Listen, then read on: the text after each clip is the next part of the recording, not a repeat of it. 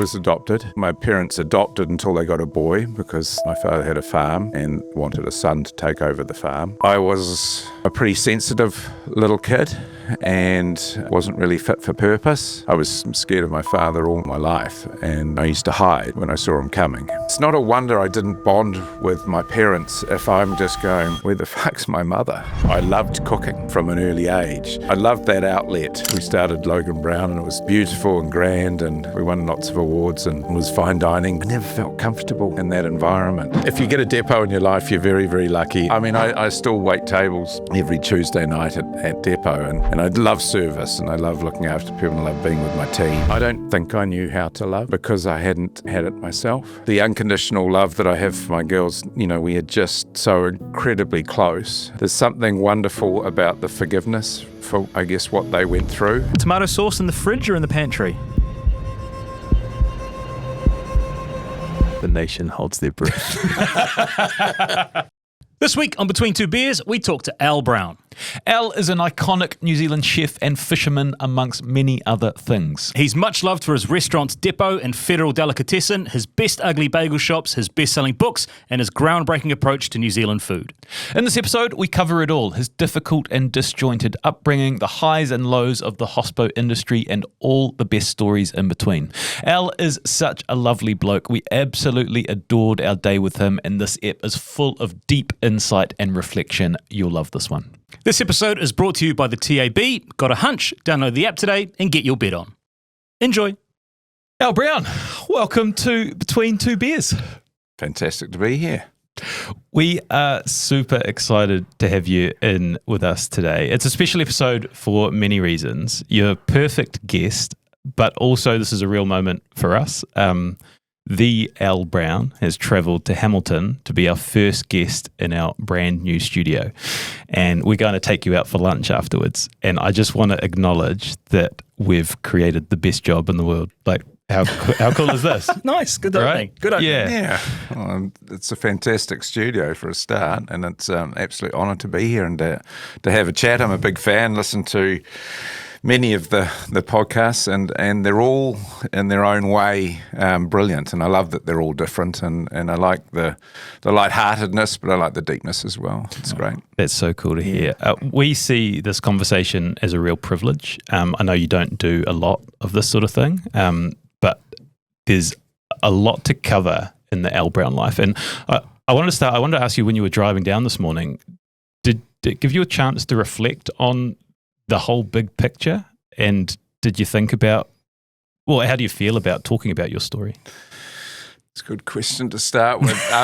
Like yesterday, I went through my file. I have a speech file that, from speaking engagements and things. And I'm kind of like a one-trick pony. I just talk about my life, really, pretty much what I've done. And there's a few pages there. And to remind yourself is, it's really, really lovely, because I think we forget, and I think, I'm guilty of not looking back enough, and I think we're all like that a bit, and celebrating what we actually have achieved. I'll talk about, I'm sure we're going to get into the nitty gritty, but I think the longer I look back and what we've done, I understand how it happened and why it happened, and be good to talk about it. Well, we're going to get to there eventually in a minute, but familiar listeners with Between Two Beers who know that you are on the podcast may have seen this coming, but there is a little bit in Between Two Beers lore, a culinary question, which has divided opinion. I sit on one side of the fence and Stephen sits on the other side of the fence, but sweet Thai chili sauce in nachos, yes or no? Now, I want to be very clear here, not on nachos, but actually in the nacho mix. Right. Is this a sort of a Hamilton signature? This is just this is a debate that we got into like 6 years ago, and we always bring it up when we talk to someone that knows about food. But I think it helps. Yeah, I'll be interested in how you answer it. Well, I think the two words are on or in, and I'd be on. Not in. Not in. But it's okay. I actually thought this was going to go another way, and I feel vindicated. Well, I only say that because when you put something in when you're dealing with chilies or any sort of spice or heat, and let's face it, sweet chili sauce is hardly There's no heat in there. But I always say, once you put something in, you can't take it out. And so if there's too much in there, it may be overly sweet, or it's never going to be overly spicy. But you can always add more. That's why I'm sort of going for the pour on. I hope I haven't hurt your feelings. No, you haven't. But I wondered is there right or wrong? Isn't it kind of like whatever you like? I think it's very clear. Yes, this is very wrong.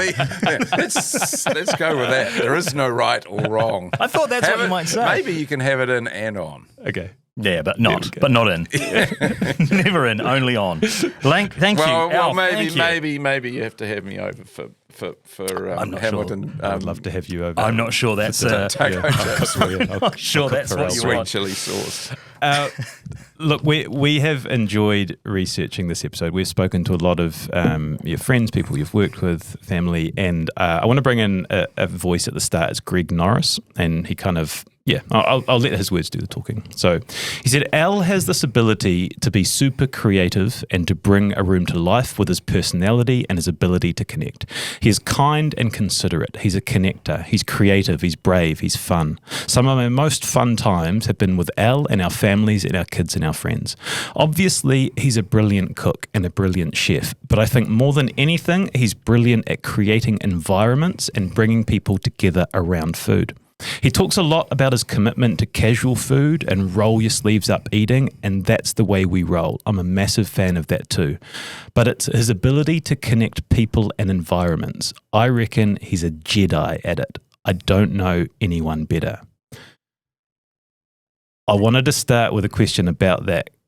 How do you go thinking about connecting people and environment? I guess my big thing is trying to make people feel comfortable, and I think that's a thing that makes me. If they're feeling comfortable, I'll be comfortable, and so I see it as my. When people walk into the restaurants or depot, for instance, it's so important for me to get a glass of chilled water and a koha in front of them, which is just some flatbread and dip or hummus or things. And you see people immediately let go, because there's a sense of when you walk into a room, even when you walk up to a door, even when you knock on each other's doors, there's a sense of, there is a little bit of anxiety there, no matter how long, coming into someone's space. So I'm always, that's what I love about hospitality, is trying to make people feel comfortable as quickly as possible. I think I have an ability to, to get on with nearly everybody, and I get just as much satisfaction out of talking to some freezing workers as I do a high court judge. So, and I think I love that I have that ability, or that I can mix with people. But it is about, for me, I think it is about making people feel comfortable. And if they feel comfortable, I feel comfortable. And then then there's an honesty there, and there's an openness. And that's what I like, and I think that's what people like about me, perhaps. We're singing from the same song sheet, right? Like, that's what we do. Yes. It's all about making people feel comfortable and coming in and connecting with them, like anyone, from the boardroom to whoever. I still wait tables every Tuesday night at Depot, and I love service, and I love looking after people, and I love being with my team, and so it's always I wake up on a Tuesday morning and go, oh, it's Tuesday, I'm going to have to work tonight as well at the end of the day, and but when I get there, it's just such a thrill, and I talk about my people who work in the restaurant, the waiters and waitresses and service people, they get high on it. They get high on service, and I do too. I love that. I love that ability to, come and sit down, taking their coat. Gee, that's a gorgeous colour, and you see that you've got and I'm not meaning that in an insincere way, but just making people feel comfortable by saying nice little things, getting on their level and making them feel, taking away the anxiety, I think. It must be an interesting exercise, because it's like you never know what you're going to get on any given night in your industry. You could have your regulars that come in and it's wonderful to see them again, and then you might have a table of complete strangers who just completely change your mindset on something. It's a real thrill. Yeah, well, it's a real study of human behaviour, and there's no dress rehearsal for any service, and sometimes the buzz is just extraordinary, and then other times the horn section hasn't turned up in the orchestra, and it's not going so well at all. But I mean, I think that's why you keep going. I enjoyed the great evenings, but I kind of get a little bit of a thrill out of the ones that don't go so well, and being able to dissect why they didn't go well and talk about that as well. Before we shift, there was just a line in there. Is there a difference between being a brilliant cook and a brilliant chef? Is there a difference? Like I see myself as a cook. I don't really see myself as of course, I'm a celebrity chef, and I can't stand that word at all. I don't feel like that. I feel like I'm a really good cook, but I've trained to be a chef. So it's and lots. I won't let any of my staff call me chef. If I say yes, chef, or that's in jest. My name's Al. I don't like labels. I don't like that sort of, chef gets run over by bus. Like you're a person, and my whole thing's sort of informality and creating an environment. Because the restaurant environment is it's very high octane, and it is, as I say, no dress rehearsals. It can be very, very full on, and so I'm always, and you've heard about chefs yelling and screaming and throwing, and that was a big thing even when I started cooking, and but there is a huge amount of pressure there in a kitchen and on the floor as people waiting on the customers. So I've never been a yeller or a screamer, but some people say my silence is pretty loud, if that makes sense. But again, not just for the customers, everything, I want the restaurants to be a wonderful, and the food's great. It's not chefy. We don't have tweezers. We don't put flowers on our food. We're about generosity, and there's kind of two camps of chefs, and quite often we all come together for a dinner to raise money, and so there's half a dozen, maybe 12 chefs, and each one person's doing a course, and there's kind of like the rustic blokes over here, which I'm part of, and then the real fine diners, which I would call amazing chefs, where they do extraordinary things. Now, not saying that one is better than the other. I'm in the other camp, but I certainly acknowledge and understand how much work has gone into how they create. This leads quite nicely into the next voice I'm going to bring in, which is Leon Kirkbeck, and he talks about sort of the art of hosting. He says, I've been inspired by Al to be a good host. He takes hosting so fucking seriously. If you turn up to his place, he'll have everything perfect. He will make sure you have the best time that night. If anything goes wrong, or if people don't have the very best time, he's gutted. He takes it really personally. Then again, it holds you to account. If you turn up late, if you don't do what he says, if you're a close enough friend, he can hold you to account for that. But he's remarkable at being a host and takes that really seriously. Look, I think that's a lovely thing for Brother Leon to say. And he's saying the lateness because he is always late. But again, I think there's some perfectionism in my why I am like I am. I am a plan A, B, C, D, and E.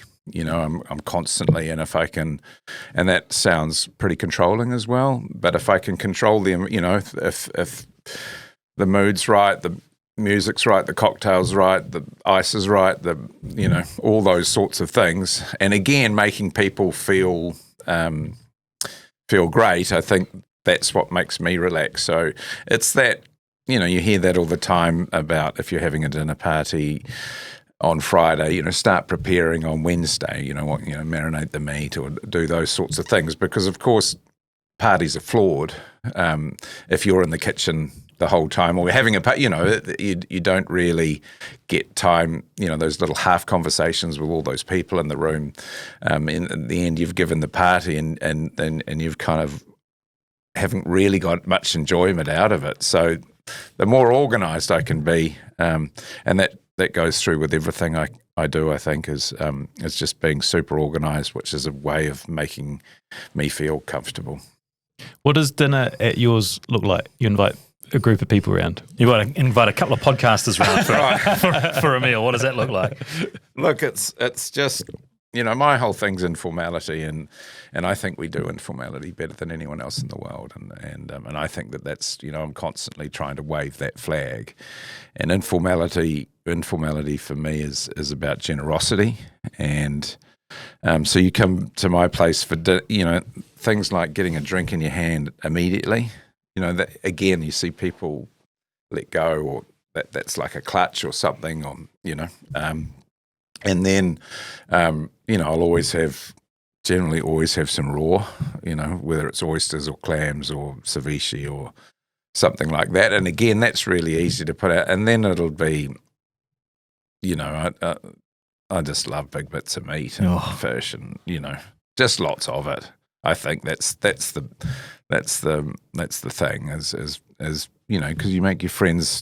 It's like eating on a marae. The way you're looked after there is extraordinary. And I think that's how I like to live, is looking after the people that are around me. You've referenced informality a couple of times, and it was actually the next thing on the list, which Leon calling you the king of informality. Is that New Zealand's superpower? Just that ability? I absolutely think it is. Yeah. And I think we don't, it's funny, we don't recognise what we have, I think. Lots of people, I'll talk about Italy or France and going for these amazing, and eating in a 300-year-old trattoria in Rome or something, and that's an incredible experience, and being served by a waiter with an exotic voice, and you're eating pasta and red wine, and amazing, absolutely amazing. But in New Zealand, we have opportunity.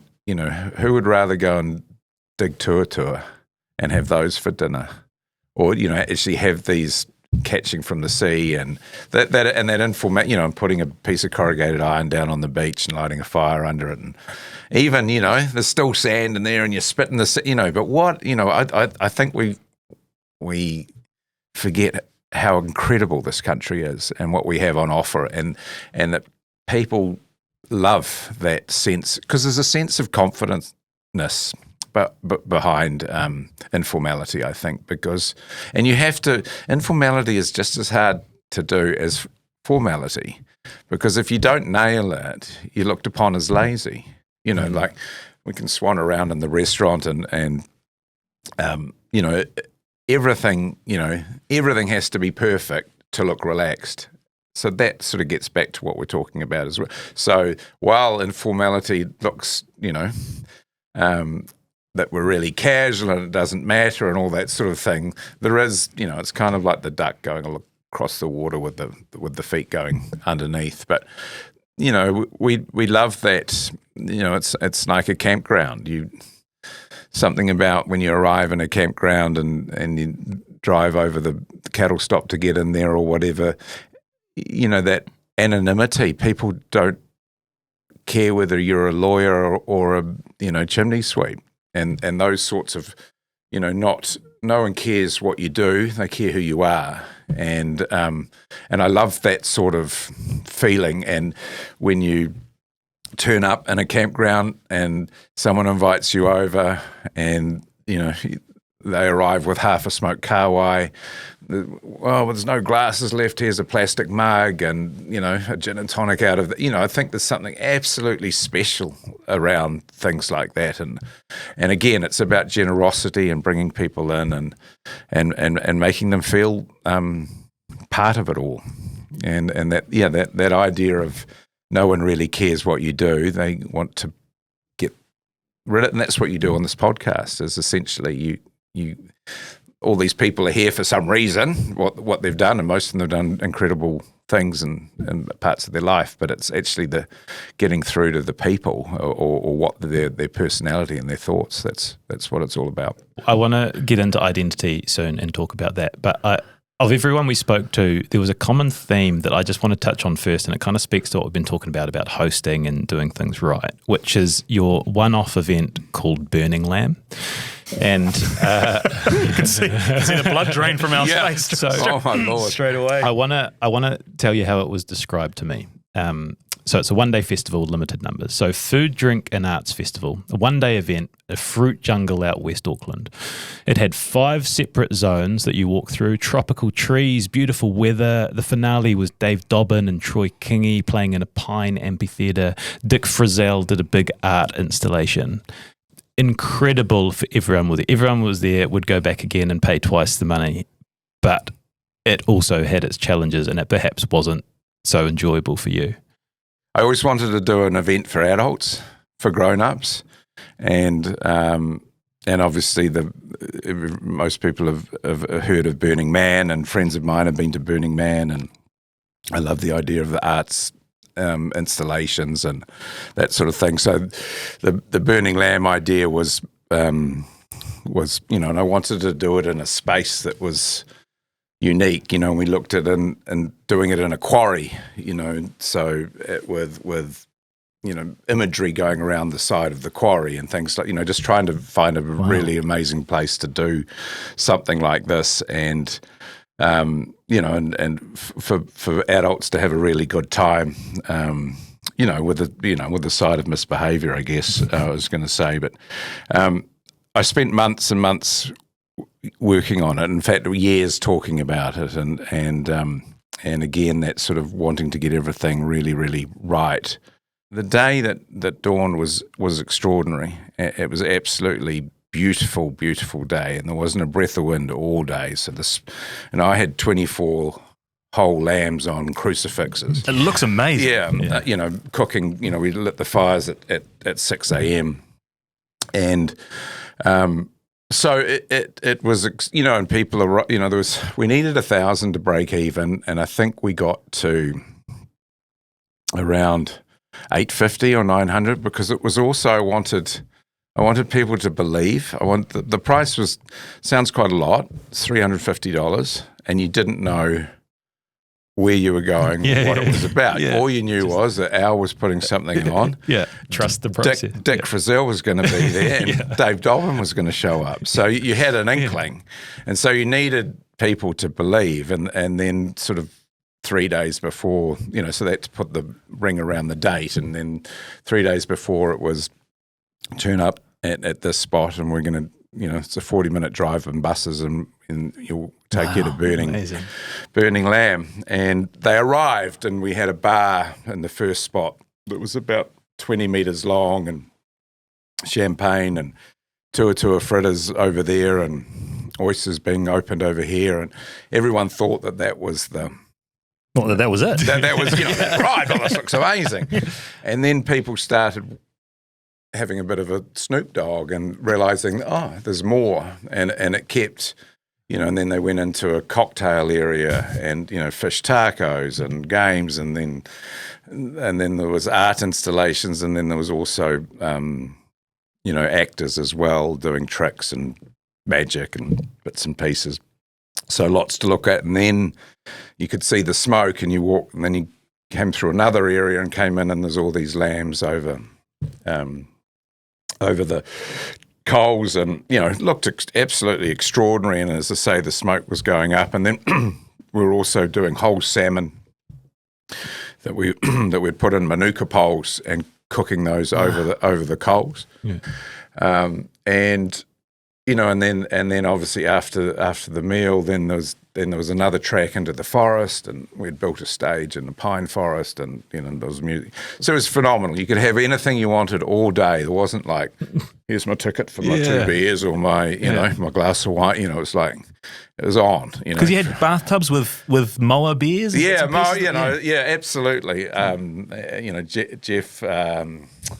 Jeff Ross is a good friend of mine. He's always supported me. Anyway, what we're getting to is that it was extraordinary. However,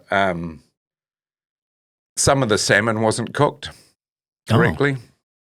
It wasn't cooked through, and I was out the back with a gas burner, and I'd done all this work and everything, and it was extraordinary, and everyone was having the best time ever, and I was out the back in tears because some of the salmon wasn't right, and I think that's the point that we're getting at, but that perfectionism, how it can go way too far, and how those tiny little things can affect you, and maybe it was the emotion of it all coming to an end, and I was just absolutely exhausted.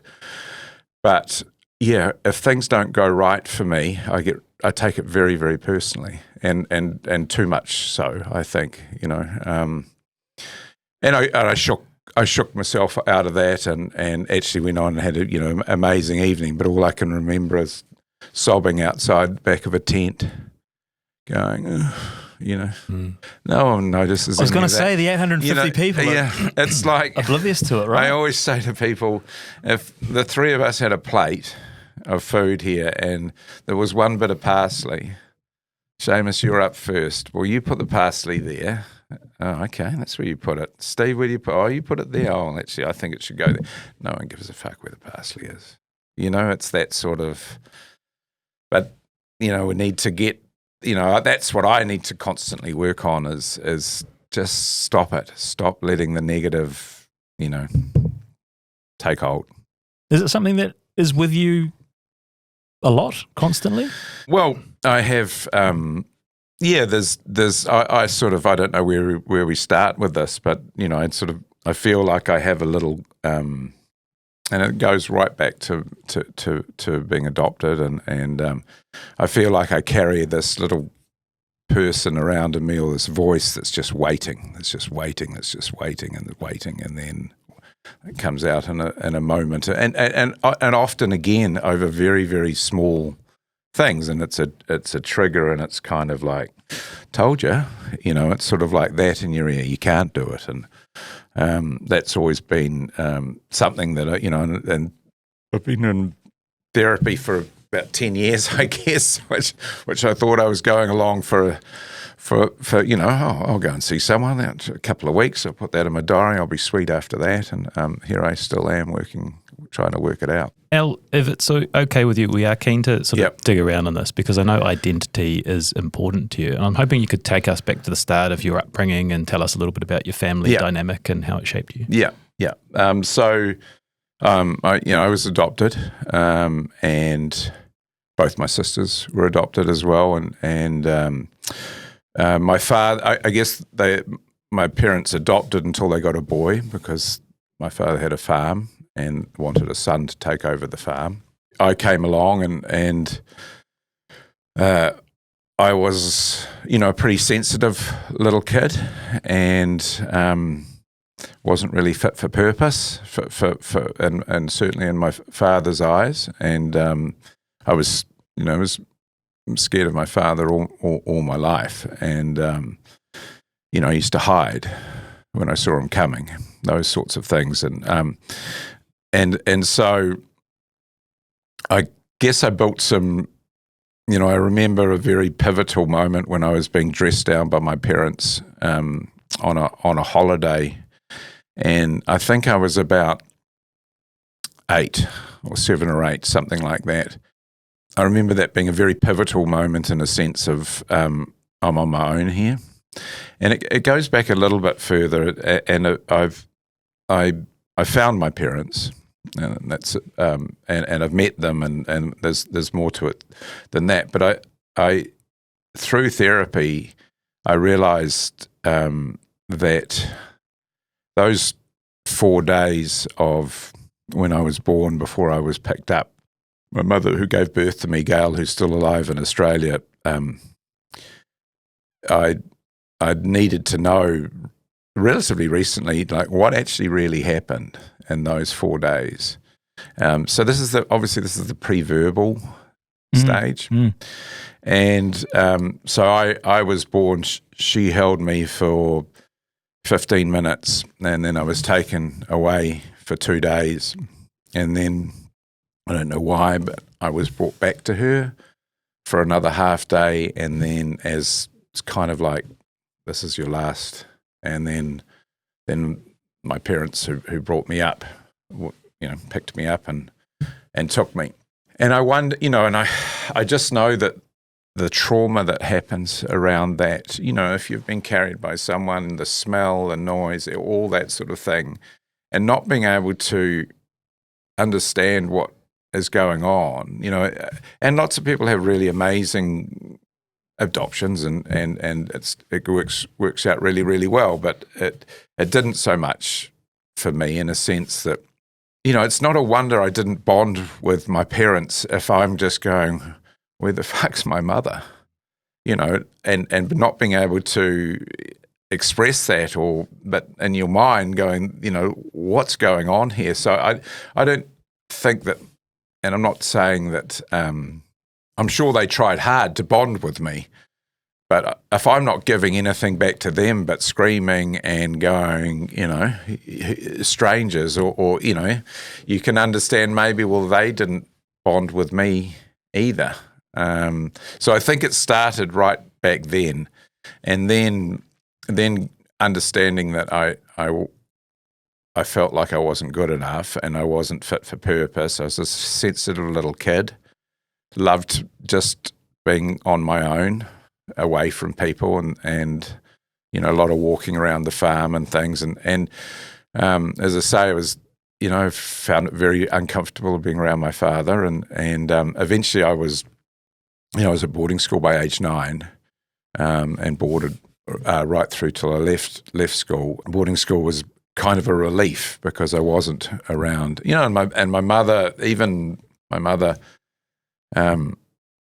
it just wasn't a good, and we talk about, but back then no one ever hugged but you knew if you were loved, and you understood, and when I used to go and stay with people, even if they weren't being hugged by their parents, you could feel, I always knew that I never had any of that. And so I think, I think that's sort of where it started, and this idea that, my mother had given me up, then my parents didn't think I was any good, or that's what I thought. Certainly my father made that pretty plain.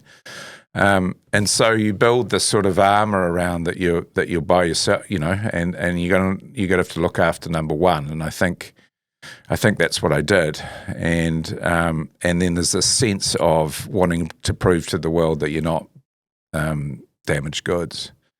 And so that, we jump ahead a little bit, but the people look at the success that I've had, and it's sort of come from a place that I haven't enjoyed, so it's not as rosy as it all looks.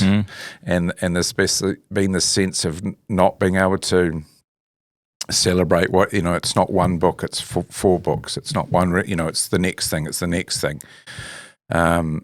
And just constantly trying to prove, and I don't even know who I'm trying to prove it to, the world, I guess. And so that feeling is it sort of tinges all the good things that have happened. And you said at the start, looking back, yeah, I am. I'm incredibly proud of what we've done, and I say we because that's how it feels. Like everything that I've done has been with people. And I always felt, well, okay, I'm the cook. I'm good with people. But, I was second year, fifth at school. I was dyslexic. And I think that you become good at the thing that you're good at. And but then that ability to surround myself with good people. And I think I was listening to one of your podcasts recently, and I'm not sure which one of you was saying that was your superpower, was surrounding, I've got where I've got by just amazing people around me. And I love that sense of team, I think, and that's why I like the restaurants, and, it brings together really, it's like bunch of licorice all sorts. The people that you bring together, but the things that it's like if you win in tennis, that's still good. But if you win in doubles, that's way more fun, isn't it? That when you can share it must be like this too. I'm sure you could have both had individual but how much more fun is it to enjoy the ride together? So everything you've just said, the sort of understanding of piecing together your childhood, did this come out when you started therapy 10 years ago? Like, is it more in more recent years you've really started to unpack it? Yes, and because I thought I used to have these really dark times where I'd be triggered by just simple little things, but I was also happy at times and sad at times, and I thought, to be honest, I'm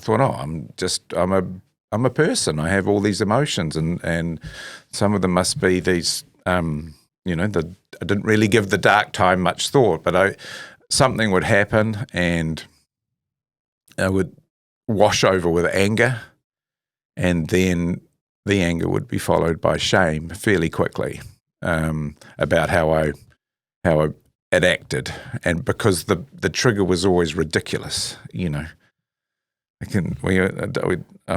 still laugh about it, and my first wife Lizzie, who is still a wonderful friend of mine.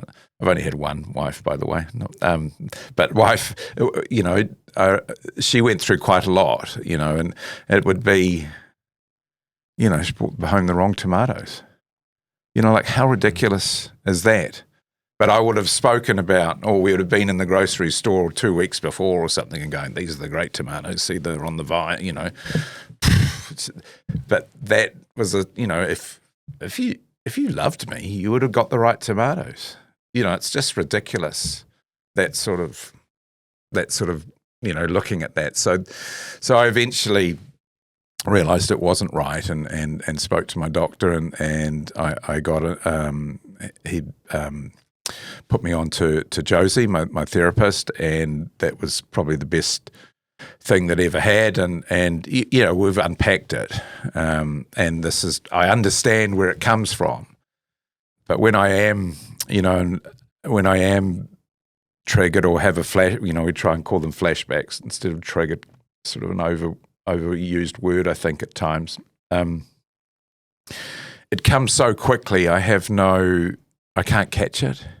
It's a wave in 0.0 of a second of rage that comes, and so that's what I'm still working on, is this trying to catch it, or because I have no language, and I have I'm gone, I'm completely gone, and then, as I say, that's the rage, and quite often it's the Gregs that you've talked about, the Leons that you talked about, or whoever everybody who I would have given names for you to have a chat about me, they will have all seen it. They have all seen it, and they don't even know where it comes. Half the time they don't even what's just happened. But for me, it's incredibly powerful, and I used to, for a long time, carry the shame for days and get into this quite dark place. And then, so I'm not like that nearly as, I've made leaps and bounds in it, but I still can't catch it. And it's that kind of, we talk about Little Al. Where's Little Al in the room right now? And how's he feeling? And Little Al's a big Al now. He's grown up, and and I need to be able to kind of communicate with Little Al and to say, hey mate, it's I've got you. You're in a safe space here. And I still really struggle with that. I think I have a huge amount of empathy for people, and for anyone that's less fortunate or something sad happens to, I have tons of empathy and kindness for everybody, except I struggle with that for myself, to find a place to go, it's all right, you got this is nothing, they didn't mean anything like that. And so so I think I will always have it, but it's really trying to find the mechanisms to identify it, because I'm not going to be able to catch it. I know that, but I need to be, because when I came away from Josie, the first session or second session, when we started getting down to the nitty gritty, I was like, sweet, can't wait to be triggered. I've got all the, all the, Ready to go. yeah. And 10 years, still, it's just like a bomb that arrives, and it doesn't make any sense to anybody, but it is what it is. But does it start to make sense to other people? Like, it's one thing to identify it and to talk to it and start to address it. But when you, like you are now, give it oxygen and explain to those nearest and dearest to you, does it start for them to make sense and for you to make sense? Yeah. And look, everybody, I've talked to my close friends and it seems like the volume of, I always talk about the volume of the actual effect or the where I go is just ridiculous to the trigger, or what, to the tomatoes, like how can something so big and be that way? So it's hard, and it gets down to, I think I struggle to love myself, but everyone goes, "Oh, you're the most lovable. You give so much love to people." But I used to, and I used to for a long, when I used to wait tables and things at night, those relationships of making people feel good and looking after them, they were like, I was taking little bits of love, and if I could get enough out there, I would feel loved, if that made sense, even from strangers. But I could keep people. It was a relationship that I'm great. I can make people feel wonderful and a very genuine, because I am genuine. I enjoy people, but I used to think that was, if I could grab little bits of love here and there, that's all I needed, because I certainly wasn't getting it from home. But when you met your birth mother, did that also open your eyes to kind of why you are the way you are? Like, absolutely. And so when I met Gail, it was, I had just basically just got married to Lizzie, and I'd started Logan Brown, the restaurant, and I sort of always knew I was adopted, and I thought, oh well, I'm gonna write to SIPS and find out, where do I start with this? And I think I got a counsellor, call me back, and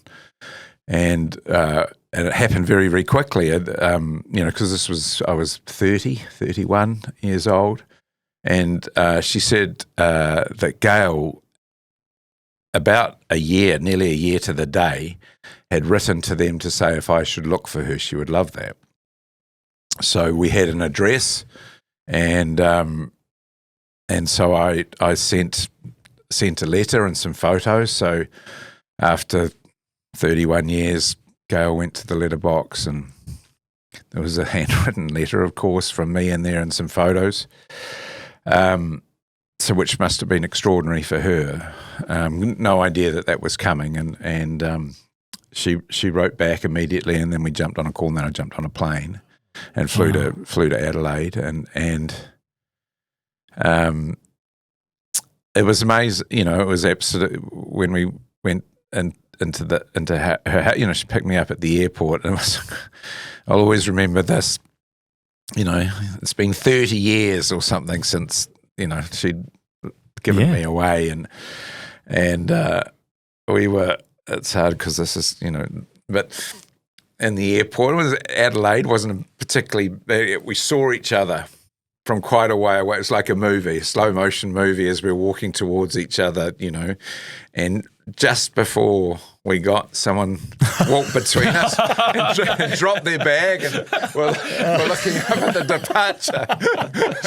And we looked at it was kind of beautiful, because it had been 30 years, and here's another fucking roadblock, I'll never forget that. And but going back to Gail's home, and she was bottling 3 or 4 different types of olives. She was an artist. She was a potter. Mother was a potter. There were lots of things that rang true, and then I spent 4 days with her and met my two half sisters as well, who are wonderful, Jane and Anne, and then it was funny. I'd never really thought about my birth father. I just wanted to know who carried me, and so right near the end of the 4 days that I was there, she said, would you like to know your birth father? And I hadn't, as I say, I hadn't thought of it, but I was like, sure, why not? And he didn't know anything about me, obviously, but Gail's friend Marnie, she's a ambassador too, by the way. She kept the secret. Gail, because Gail was whipped away when she got pregnant and went and lived with a doctor in Wellington or someone and gave birth. It was all very, sinful, and it was a different time, wasn't it? And so I said, yeah, sure. I'd love to. I hadn't thought about it, but it would be great to meet my birth father. And so Marnie had kept the secret, was that she knew that Gail, her best friend, had a child 30 years ago, and they'd still remained friends. So Gail sent Marnie a letter, and a handwritten letter to give, because Marnie knew Baz, my father, birth father, sperm donor. And so he, after 31 years, and couldn't remember anything, day, night, woman, or anything. So he sat on it for a while, for a week or two, and he just so happened to be flying down to Christchurch, and they were doing a piece on me and Logan Brown in the Kia Ora magazine. And so he saw that and saw me and went, oh, there's no question, I think. But he rang when he got to Christchurch, and I was in the middle of lunch service on the tools at Logan Brown, and the phone rang, and it was like 12:30 at lunchtime, and again I was like, yeah, no, I'll call you back. So all these moments and things, and then we spoke, and he said, look, I'm coming through Wellington, I don't know anything about this, I'm very confused, probably going to need DNA and blood. And I was like, for sure. And then when we met, I think we were in laughter before we even put the ticket to get out of the airport. We went back to Logan Brown and stayed up till 2 a.m, and there was never any need for any of that. It was and there was Baz, who was a fisherman, played squash, played rugby, all the things that I had done. So that meeting of the two and understanding, and Gail was just really, really soft and gentle, and I understood where I got that sort of part of it, and then I met Jeremy and Fliss, my brother and my other half sister, and the great thing about it all, because there was so much more in me that I wanted to drill down on with them, but Gail didn't want, it was too painful for her, and I respected that, to go there, and it wasn't, I think there was relief for both of them that I'd made something of myself, and I wasn't, screwed up or anything like that. But I never managed to really, especially with Gail, and I tried a few times, but it was just too painful for her to go there. I really wanted to, I guess, want her to know that it was okay, that what happened, I felt it was a time for healing and really talking honestly and openly about it, the whole thing and how it was for her, and but just and then Baz actually died last year, but I had some really good times, and everyone met everyone, which was, Gail met Baz again, and but the beauty of the whole thing is that I met my half brother Jeremy, who now runs my business, which is extraordinary. He's one of the most incredible people I've ever met. That's such an interesting case study in nature versus nurture. To see the two passions of your biological parents and how they've manifested in you versus the environment that you grew up in is fascinating. Yeah, extraordinary. Yeah, I wanted to pick up on that because it's so putting you back into the Wairarapa farm and they want you to become a farmer and that's not who you are. I'm interested in like when the love of food came into play. Like, do you remember on the farm, like thinking about food, or did that come a bit later? That's a good question. And I loved cooking from an early age. I had a sweet tooth. Lived out on a farm. There's no dairy on the corner. No 10-cent packet of lollies. So it was a DIY situation. I grew up with the Edmonds cookbook, and the section that was the dirtiest, of course, was the sweet section where it would make pretty good hokey pokey, make pretty good marshmallow and caramel slice and fudge and coconut ice, all those sorts of things. So I loved that outlet. And my mother, who brought me up, because people think that you've come from a real food family. Well, that would be the logical conclusion. And it wasn't at all. My mother could make. She had but she'd put the frozen hogget leg in and the vegetables on at about the same time, and we'd eat, them 3 hours later. She was not it didn't interest her at all. The food was really just to feed people, but she could make a great ginger crunch. That was her thing, and a good peach chutney, which is interesting because I talk about New Zealand food, and actually that I'm going to go off there, but those are two things that we're such a young country around food. People ask me, what's our New Zealand dish, or about our history of it, and I always think we're great bakers and we're great preservers. We're a frugal bunch. Didn't want to throw, we all grew up, or I certainly grew up with jars of beetroot and peaches and apricots and everything from that time. But so the cooking, I used to do that, and I went to boarding school, and I was not a good scholar at all. I was eventually expelled in my last year, and as far as you were concerned, if you were a boy from a farming family and you were the only boy, you were going to go farming. There was not one, career guidance moment in my life about, hey, what would you like to do when is there anything that you're interested in?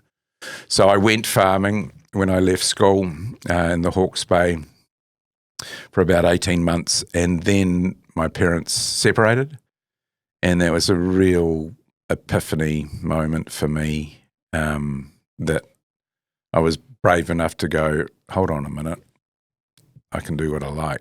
And so I sold my sheepdogs, Speed and Storm, and moved to Wellington and got a job making wontons at the Magic Wok in a food court in the bottom of the BNZ Centre. And that's kind of where the food, the creative outlet, and I loved eating as well. I love flavours, so it was, I don't know what, people ask me what else, what could you have been, anything else? And I could have been a butcher. I wouldn't have minded being a butcher. Again, meat fabrication or cutting down animals and things I loved.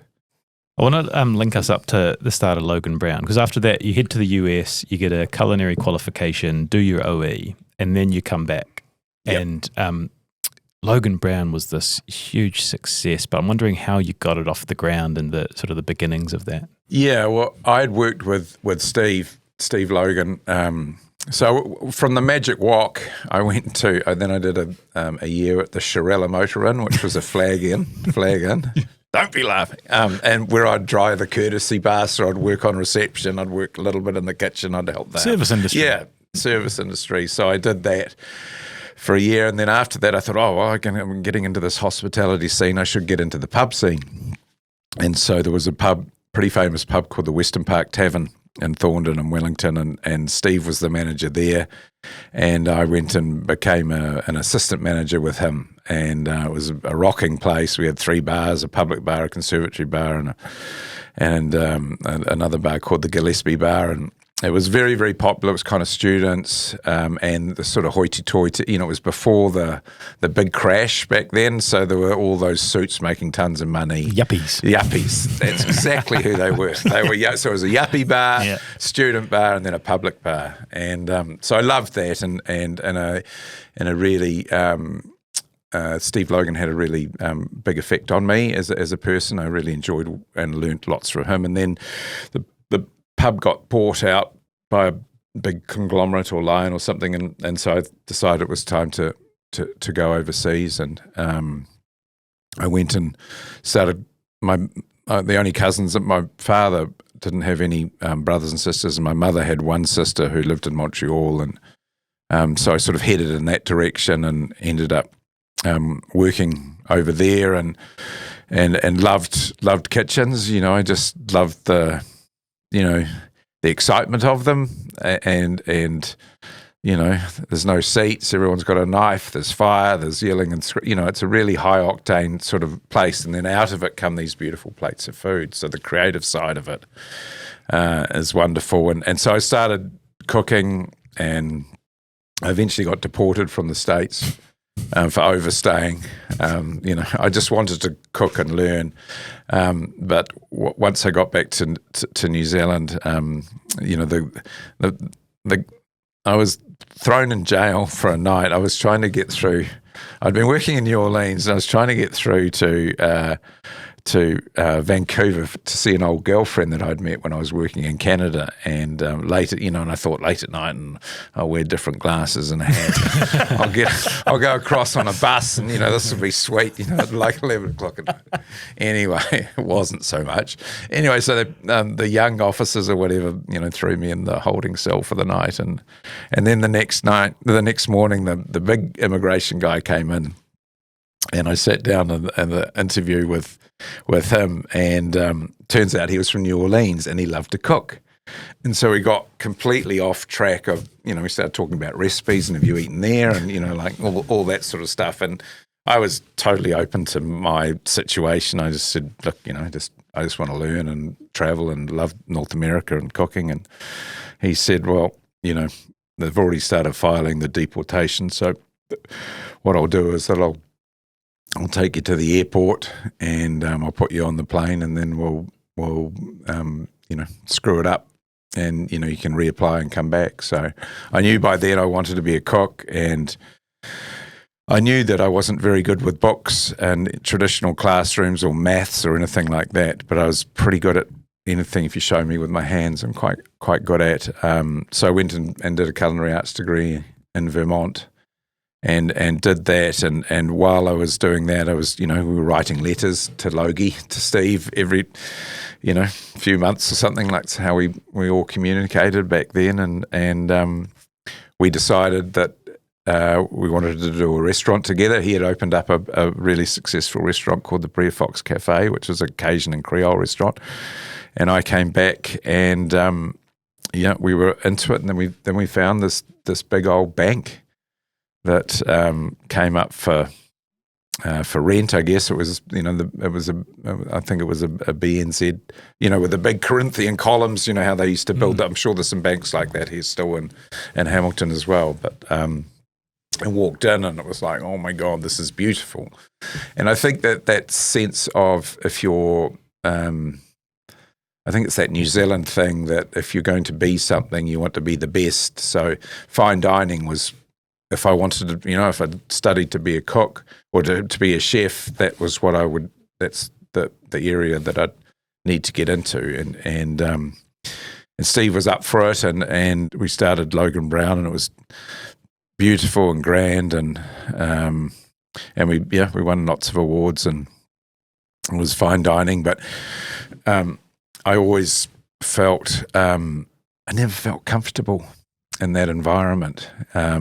The white tablecloth and the stemmed glasses and waiters with their arm behind their back and that sort of thing. So we had a great partnership, for 10 or 12 years, and then I realised that I wanted to do my own thing and get out of it, and I wasn't going to cook anymore. I was gonna have a crack at writing and we'd done this Hunger for the Wild amazing show thing as well through that period, and then and so I thought I'd done the fine dining, and I wasn't going to cook again. Really, I was going to maybe do more TV if I could, or write books, but then things happened. I want to bring in Greg Norris here because this links up really nicely. He writes, Al had been at Logan Brown for close to 15 years, a Wellington icon of hospo. Him and Steve Logan achieved so much, both at the restaurant and with their groundbreaking TV show Hunger for the Wild, shot with the great man Peter Young.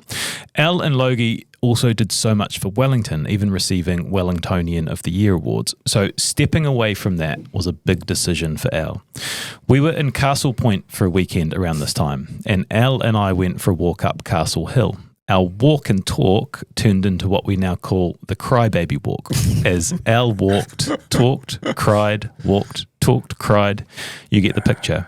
He was so worried and anxious and full of self-doubt, but knew he had to do it. And he really did do it, moving north and into a space of intuition, creativity, authenticity, self-direction. And while it was really challenging, he took it head on. It was just so great to see and has been so great for our country.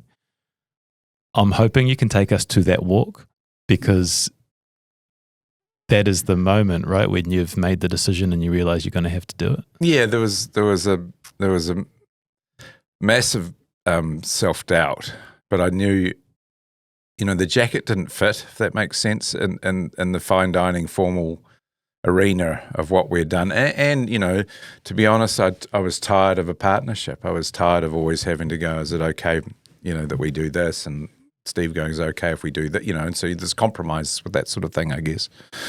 But Greg was a great friend, and look, I've been a massive what did he call it? The crybaby. Crybaby walk. Yeah, I have tissue walk. I saw it referred to as tissue walk as well. Walk. Yeah. Well, ever since then, it's kind of like when we call each other, because Greg lives in Wellington, he's coming up, and he always says, "Oh, do we need tissues?" And often we do.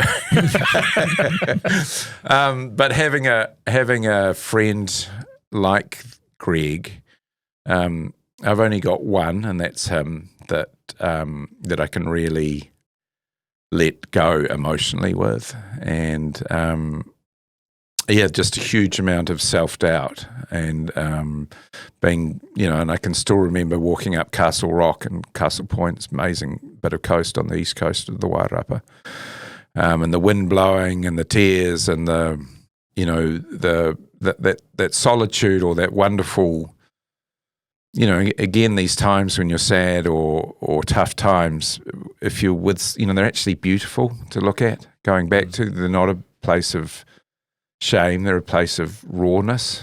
And I think having someone like Greg, who's not only a hug's a good thing, of course, and we love hugs, but people who listen and have the right sort of answers, or build, give you that confidence to make that step, and I did it, and we think back to that time a lot, and we've had many tears and many other, because once you have that break with the person, that becomes a special bond. It feels like, okay, this is cool. We can go here anytime now, and I've been there for him, and probably he's been there a few more times for me. But yeah, lovely. And you go into this perfect storm. 2011, Sky City Precinct, Rugby World Cup is the backdrop, and you open Depot. Yeah. Oh, look, if you get a depot in your life, you're very, very lucky, and that all came by, Peter Gordon, who's I regard as our most famous chef export. He lives obviously in New Zealand now. He's a good friend, and I was doing a cooking demo thing with him at the food show or something, and he said, Sky City wondering if you're interested in doing a restaurant, and I said, no, I'm done with restaurants. I'm over. I'm just going to write and do bits and pieces. And he said, oh, you should give it some thought. And I sort of said, oh, look, I don't want to cook. If I was going to open anything, I'd open an oyster bar. Then I just can open oysters, and pour beer and wine or whatever. An oyster bar.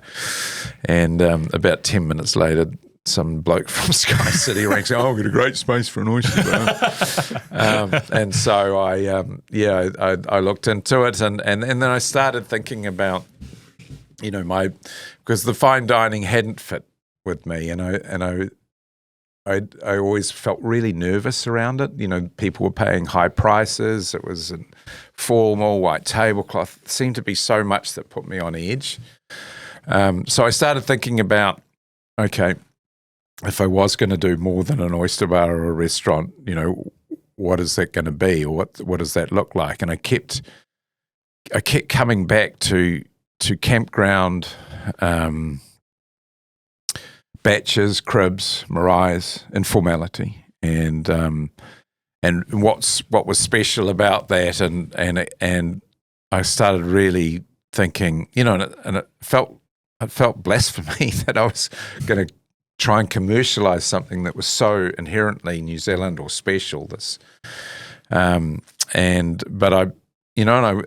was going to Auckland from Wellington, and I was really intimidated and nervous about that. But I just thought, look, I'm going to keep my head down, and this is what I'm going to do. And I have no idea if it's going to work. And I remember people, we were going to serve wine on tap and in a tumbler, and because I loved all that informality, and I remember someone who's very dear to me ringing me up at night, and at about 11 o'clock at night, shortly before we opened, and she said, "Al, I've heard you're going to serve wine in tumblers. You can't do that in Auckland. You'll be bust within 6 months. They won't stand for that sort of thing." And I was like, "Oh, what do I say here?" And then I said, "Oh, well, actually, I just flew back from Auckland tonight at 7:30 at night, and at 30,000 feet, everyone was drinking wine out of a plastic cup. But at least I'm putting it in a glass."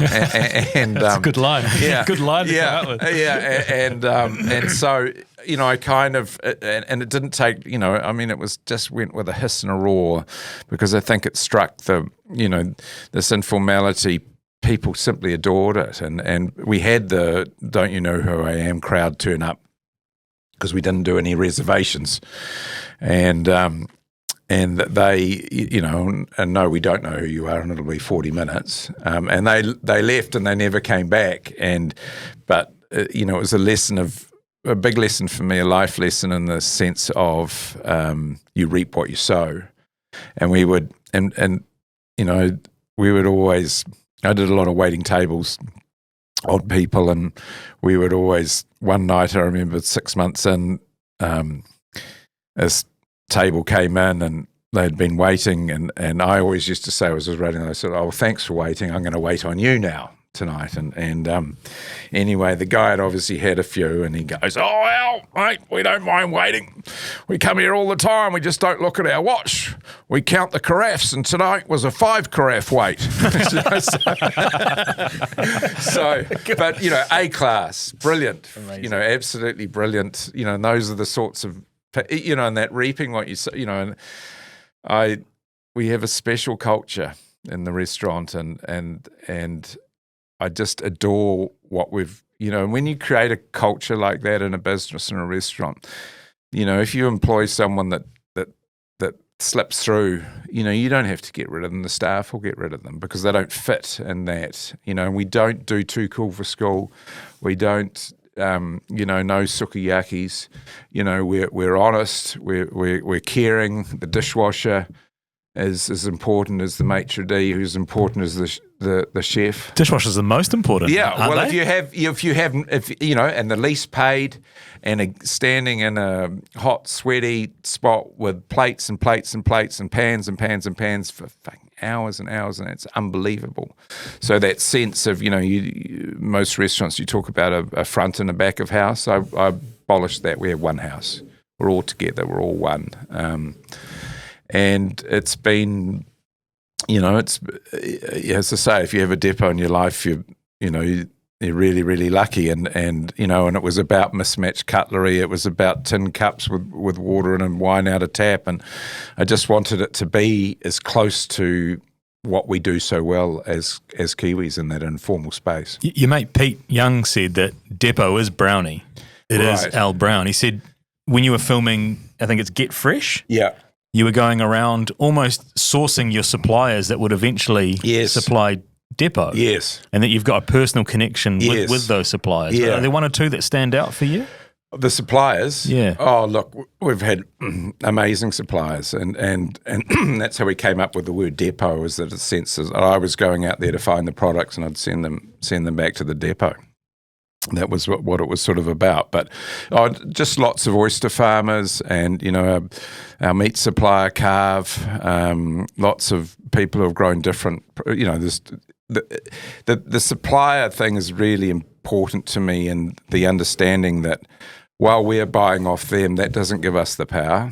I think there's so much of it is about understanding the supplier, what works for them, what's their red flags, what can we do to help you, and we'd have a lot of we have chefs and front of house going and working with suppliers, or going and doing a vintage, or some of the wine suppliers will take 2 people each, just to say thanks for having our wine on the list, and take them down white baiting for 2 or 3 days and that sort of thing. So it all has to be respect and communication and understanding, and really, only work with people, or want to work with people that share the same philosophy and understand, that there's no power play with anything, my Tuesday nights on the floor, worked last Tuesday night, and just being with, these staff are, they work so hard, and they worked hard for years. Someone works for you for 5 years. It's extraordinary, I think, that people, yes, we pay them and that sort of thing. And, but 5 years of their life, they have come to work, and again, the only seats there's no seats in the kitchen. And the only seats in the dining room are for the diners.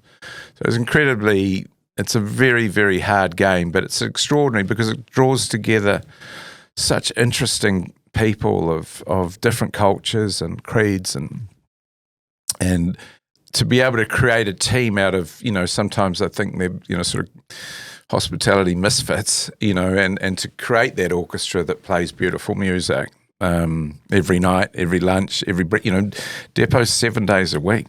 It's open at 7 and closes at 10, 2 full brigades.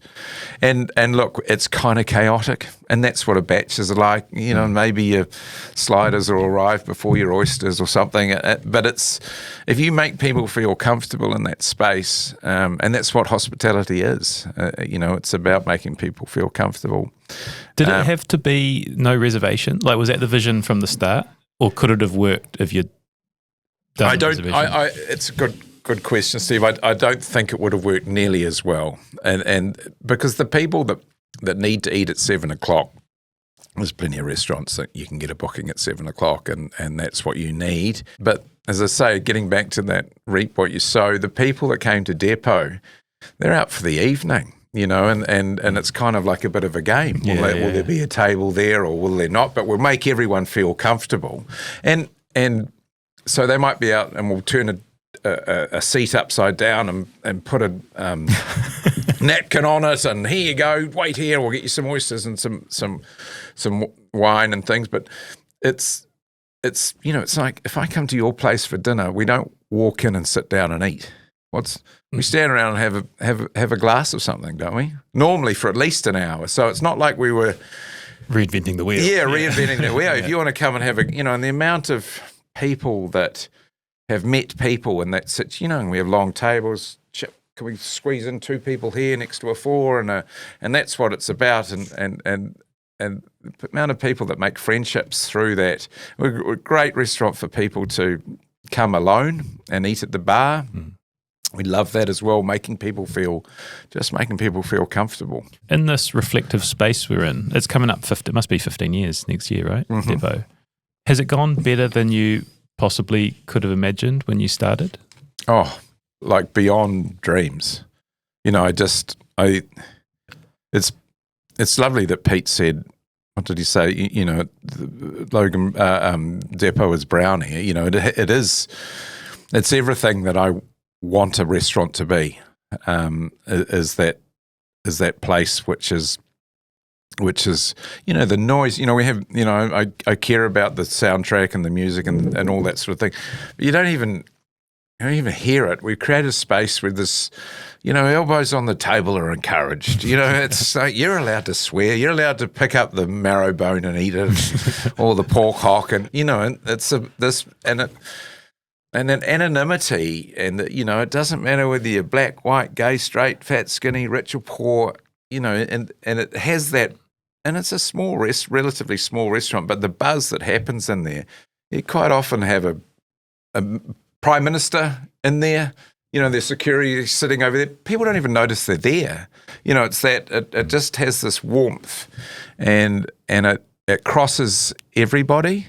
We have, and you get the southern farmers up for the rugby or something, and they come in and they'll be being served by Simi, maybe, who's green hair and lots of earrings and hardware everywhere, and you can imagine these big burly, what's going on here? Yeah.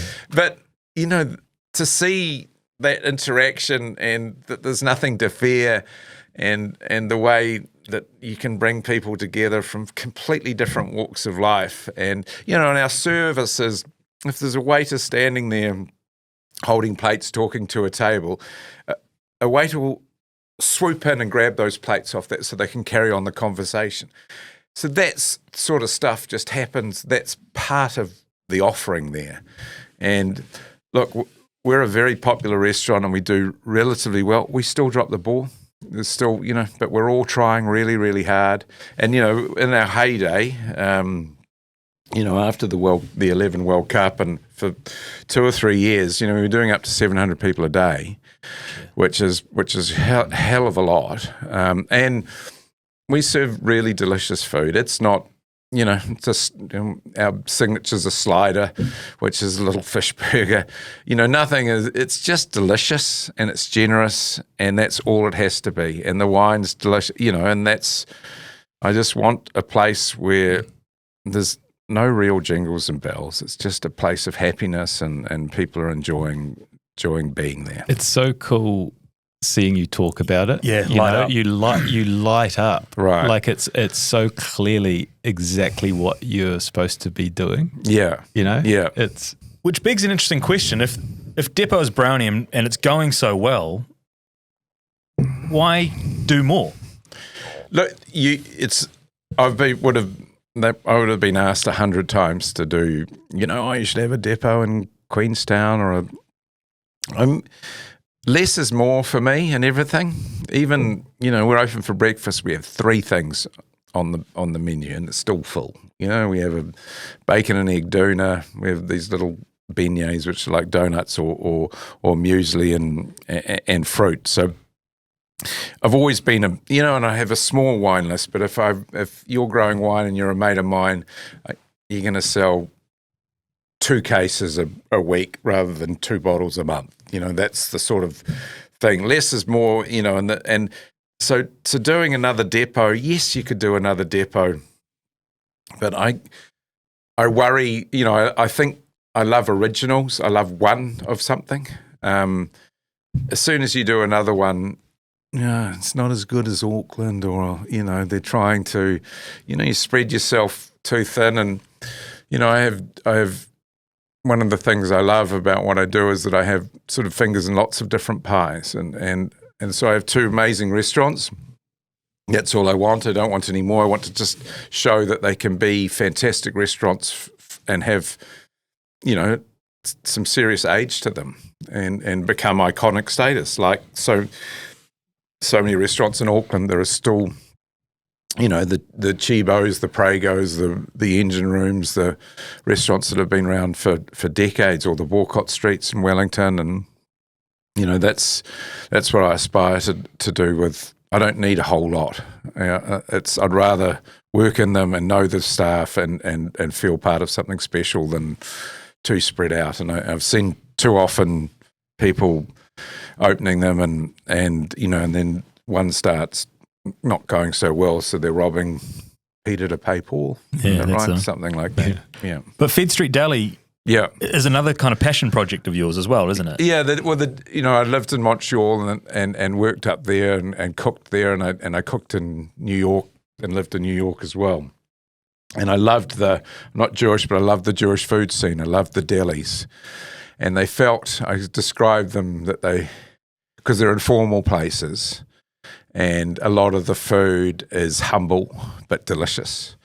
And I just, it's that Harry Met Sally movie, that was Cat's Deli in Lower East Side, New York. But I read a book called Save the Deli. There used to be over 1,000 delis in New York, at one stage with all the immigration and the Jewish population were always in the worst neighborhoods, I guess, and with the less rent, and they make these beautiful informal places where they made pastrami and lox and bagels and all that sort of thing, and I just loved the informality of that as well. Again, it felt, I've described it as Depot's Northern Hemisphere cousin. And they started losing them, because as the neighbourhoods got gentrified, the rents went up, and so there's not, and it felt like, shit, this is something I don't want to lose, or I want, I really loved the style of, so I took my chef and I took my designer and the architect, and we flew up to Montreal and we spent time in delis there, and then we went to New York and spent time in delis there. So anything I do, if I'm going to copy something or it has to be authentic. Don't want a half-assed job. And the Fed's been it's just been a joy as well. It's and the Fed diner is quite different to the Depot diner, but they both have a place and they sit alongside each other, and I'm really proud of them both, for sure. I love hearing that detail that you get, like the authenticity of it. It shows, right? People can see it a mile away, like going and actually doing the work, and it's so good. It's like the bagel business too. Yeah, I went up to Montreal because once we opened the Fed, I said, we need a bagel, and bagels in Montreal are like Vogels here. Everywhere, the huge Jewish population up there, and it's a Polish Jewish bagel recipe, and they're cooked in wood-fired ovens. And when I fell in love with them, I couldn't believe but they're so often things in front of you, you don't understand the specialness of it. And I think we talked about that, like with New Zealand. But I just looked at this method of making these bagels and lighting fires and paddles and people coming in and having a hot bagel and going out, and I thought, geez, I'd love to do that. And when I came back from my first trip from overseas, someone had started a bagel here, and I naively went, missed out on that one. But when we did the Fed, I went, shit, we should really do the Montreal style bagel here. And so I wrote to this kind of like two mafia bagel businesses in Montreal, one's Saint Viateur and the other one's Fairmont, and big families that that's kind of run these bagel operations. And I wrote to them and sort of said, look, who I was. I'm a chef down in New Zealand. I lived in Montreal. I fell in love with the bagels. I want to open a Montreal-style bagel store in New Zealand. Would you be prepared to teach me? And one didn't hear back from one, but the Saint Viateur came back and said, yeah, we're prepared to teach you. It's going to cost you $10,000, which is quite a lot of money, but it's quite a lot of money now. And so I went up there and I learned how to make bagels with them, and then they shared the bagel oven makers. A bagel oven is a different type of oven to any other oven. You can't make bagels in, well, that's what they said. But so we brought the bagel oven guys to New Zealand to build the ovens. We did that 3 times, and we brought some staff from Saint Viateur down to help us open the first one to get us going. But that authenticity is the key. I think if you pay homage to where you've learnt, I think that's good juju. It reminds me of there's a bone marrow dish on the depot, and it's called Fergus's bone marrow dish, and this is Fergus Henderson, a great chef out of London in England, and he was the first guy that did nose to tail. The book, Nose to Tail Eating, and he had a restaurant called St John's, which was in an old abattoir, and I went there, and this was one of his signature dishes. It was this bone marrow dish, and I ate it, and I was absolutely blown away. And, it wasn't complicated or anything. I came back the next day and had it again and wrote it all down. And then when I opened Depot, it's still on the menu, but it's Fergus's bone marrow dish. So it's paying homage. And then 6 months or 8 months after we'd been open, I got a text to say Fergus is at the bar eating Fergus's bone marrow dish. So I got to spend an afternoon with him as well. But that authenticity, I think, is, it's like not lying. It's honesty. I'm going to take us on a little detour before I bring us in back to some sort of hospitality chat and books and things. But we've got some fast questions here, which are going to... can I take the first one? Yeah, please. Because I've been struggling with this. I've got my favourite breakfast place that I go to. They do chili fried eggs. No matter how hard I try, I cannot get the fried egg at home to be the same crispness and quality. Is it like brown and crispy around the edge? Yeah. What am I doing wrong here? Oh, turn up the heat. Okay. I think that's all.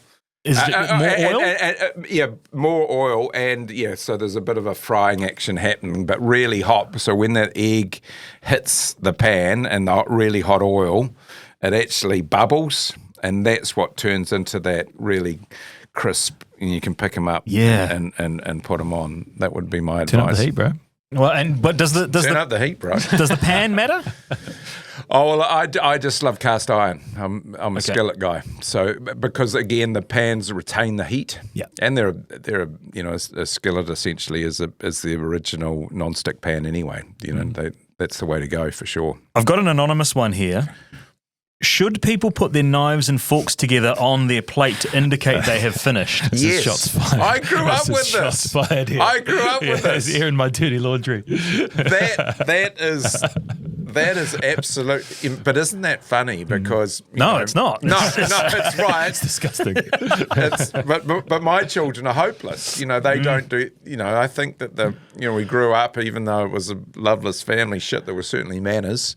Plenty of them, and all that elbows on the table and all that sort of this is good thing. But yeah, I'm definitely, when I finish my meal and when I clear a table, if they're sometimes out to the side, it's like, what are you doing? Sometimes the knife's upside down. I don't know how this person is eating. Yeah, exactly. Right, where do you stand on dining alone in a restaurant?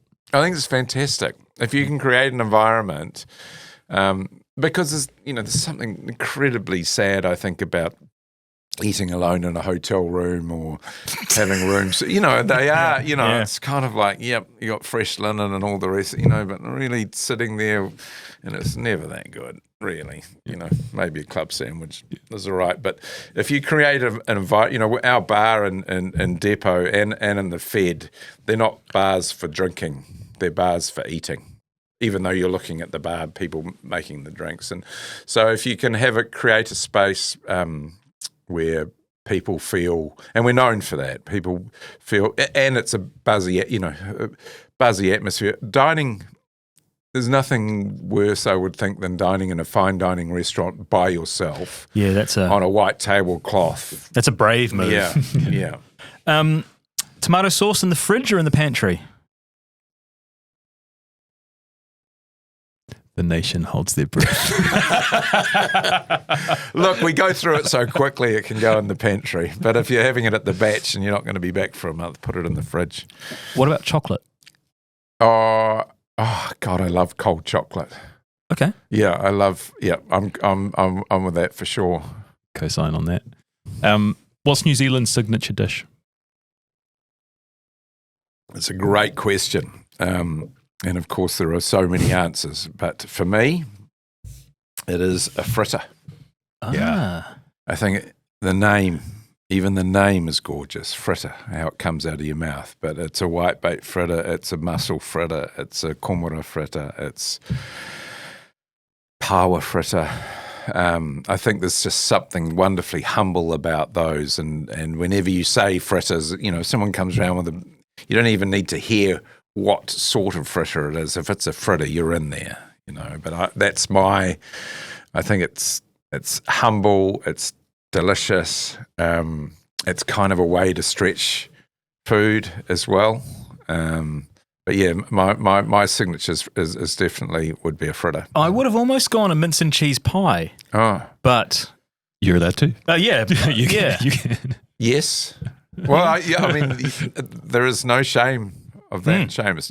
You'd stick with your mince and cheese for sure. Are you going to a bakery? Well, I know you're going to a bakery because I've seen your social media. But I've just started that. Yeah, yeah. Well, was that planned or was that? Well, I've never been very good on the social media, to be honest, and I've struggled with it. And I think it's probably my age. I've just turned 60, but I realise we're finding it really tough out there in hospo right now, and just sort of trying to do anything that'll help bring the products and bits and pieces, and keep the profile up, and I guess that's what it is, and there's this bakery in Hikorangi, which is on the way to the batch, which is this really funny little. It's like a hole in the wall, but boy, does it do amazing. Amazing, and I think we should be proud of our bakery game and our custard squares and our cheese pies and our our cream horns and our Napoleons and our lamington, all those, it's amazing. We can have the wonderful sourdoughs and focaccias and amazing bakers doing all that sort of thing, but I'll take New Zealand bakery over a French bakery any day of the week. It's just a little bit more down and dirty, but I just sort of thought, why don't I shine a light on this place? And because we call in there all the time, and I'll just do a review. I'm going to eat the whole menu over. Yes. I'm just going to get 2 new things each time that we come up, and I'm going to rate them. Yeah, and it hit the news, and so here's this tiny little bakery, and they're just the most lovely people, and so that's the positiveness that there is in social media. I think that when you can shine lights on people like that, and people just stop me in the street, have you had the watercress and bacon pie there, or the fish pie? Are you still on the Pie Awards judging panel? Oh, I've done it twice. I'd be there every year if they sort of go around and ask chefs, you're lucky. I've done it twice. I adore it. It's the best day of my life. What's your go-to if that's not too... If you go to a bakery, what normally I'll go for a mince pie. I just, pared back. I never used to, I used to think that cheese but I have had some good cheese and steak or cheese and mince pies now. But I used to think things like, isn't it the other way around? Isn't it mince and cheese? Oh, mince and cheese. cheese. Cheese and mince. Did I say cheese and mince? Yeah, mince cheese and cheese. Details. Sorry. Yeah. But it's it's like I never used to think, carrot and cake should be in the same sentence, or pumpkin and pie, and I was a little bit like that with but I've eaten some incredible mince and cheese pies. You mentioned the hospital. We're out of the fast questions now, but you mentioned the tough time of the hospitality industry for quite a few years now. What are you seeing now? Like, where are we at in this cycle? They talk about green shoots, don't they? And it was kind of survived till 25, but now we're nearly at 26. So it's things have changed, and the COVID situation kicked it all off, and there's obviously the cost of living sort of situation. But our bagel business, we're a breakfast and lunch offering, and there are 30 plus, maybe 40% of people working from home now, and so that's devastated our business because they're not coming into the city. And I understand how that's happened, and I think it's fine. I understand with families and having time and being able to have a day at home, etc. But I think the good shit happens here, in businesses, and I think we're seeing that people are realising that, and more people are going to come back into the city. I think as a country we need to try and cheer up a bit. It feels like the mood. We're all like, ooh. But, around here the farmers are getting good payouts to the dairy farmers. So the dairy farmers will hopefully buy a ute, and the ute guy will buy a fridge, and the fridge guy will go out for dinner. And, that's how I applaud and congratulate anyone who's doing well in business in these times, because that's great, because money should just be passed on. That's how I look at it. Grab it, pass it on, keep passing it on. Is the key to success in the hospitality industry as simple as hard work versus a vision of what you want to bring to life? Yeah, I think it is hard work. The vision is really important, but you really need to look at, you need to understand. You might have a busy restaurant, but if you haven't costed that chocolate slice that you're selling with your coffee at the right price, you're probably losing money every time you sell a piece, if that makes sense. The sort of average that you throw out there for food is if you buy something for $1, you sell it for $3. And that's got to cover all your wages, your rent, your breakages, all that sort of thing. You just have to be all over your numbers, all over your staffing costs, and so you have to drill down. And are you drilling down into that? Shit, no. I was wondering. I don't know how to count. Yeah, well, but yeah, like it's just an interesting thing, because again, from the outside looking in, the perception is, one, you're in charge of the final product that's going out to the table, but you're across all the other detail in there as well. But is that not the case? That's surrounding. I have really good people around me that do all that, and I think that's a big thing. You stick to your knitting, and I know, I'm good at gravy. That's my thing. What's your relationship with food reviewing? Because I've heard you might have an article or something coming down the pipeline about. Wow. Wow. My Lord. Well, what'd you say? This isn't out for quite a while. Yeah, so let's go there. I am about to. Well, I think I'm going. If they publish it, I was asked to write I didn't even know what Substack is. You know what Substack? Yeah. Okay, so someone's doing a Substack. I guess that's where you call it, around food writers, and you're allowed to write anything that you like. And I've always found the reviewing and the restaurant awards pretty disrespectful of our industry. And for a start, there's no other industries that are reviewed. Really, when did the last gas station or clothes shop or whatever get reviewed on their business? But so it's a thing anyway, and it'll always be a thing, and I understand that. But this, not giving restaurants an opportunity to actually bed down their businesses. And I talk about, you need two, you need front of house team, you need a kitchen team. Sometimes you also have a bar team as well. So you're bringing all these people together. You've got suppliers. You've got, it's so complex. And the thought that you should have your business down and going after 2 weeks is just disingenuous. I think it's really wrong. And that, I was with a food writer yesterday. Actually, I was telling her about the piece that I was writing, and that comes from media wanting to be the first there. But isn't that, like at any cost, and the people that have started many restaurants, and many great restaurants, have skimped and saved. They have worked their asses off for a long, long time. They've got the money together to open a place, and they've been, they're running on adrenaline when they open. They're bringing all these people together, have to create teams. You know, every plate of food, let's say a plate of food has 5 components on it. And those 5 components are coming from, all have different cooking times. And they, from the 5 stations in the kitchen to come to that plate at the one time. So if let's say that, or 6, let's say 6 moves on that, if that's a table of 6 and they all order 3 different entree, main, dessert, that's 108 moves for that table alone. Now you start bringing in all the tables, all at different times. It's extraordinary what actually happens behind there, and they're all as I say, there's no rehearsals, there's no chairs in the kitchen. People are standing up in a hot, tight environment, creating all this food, and you just have to give businesses a chance to bed in, and so I think there should be an unwritten rule of 6. No one should review any restaurant or cafe for 6 months. Then it's the reviewers. We're having all these reviewers that have never worked in a restaurant. How is that? Just because I like clothes, I haven't been invited to be at the fashion awards.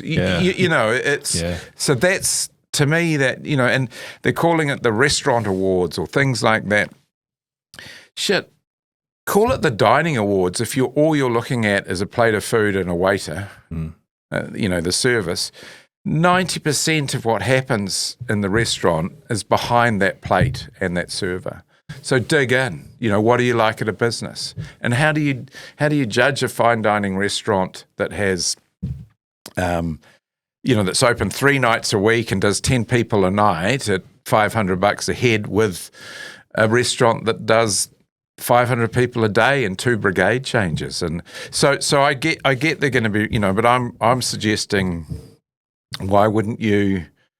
Yes, you have hats, and that's what restaurants for. They have hats, and I absolutely think the people who have the 3 hats, it's amazing, and the 2 hats, it's amazing, and then there's the 1 hat brigade, which is kind of us.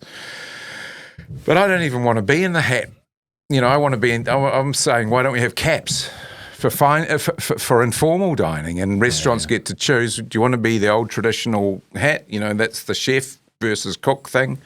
Or do you want to, be in the casual, informal, and be at the best of your game there? You can't compare the two. I have. It's one of those things that I could go on and on. There's quite a few things. I could see there's a lot of takes there. Yeah.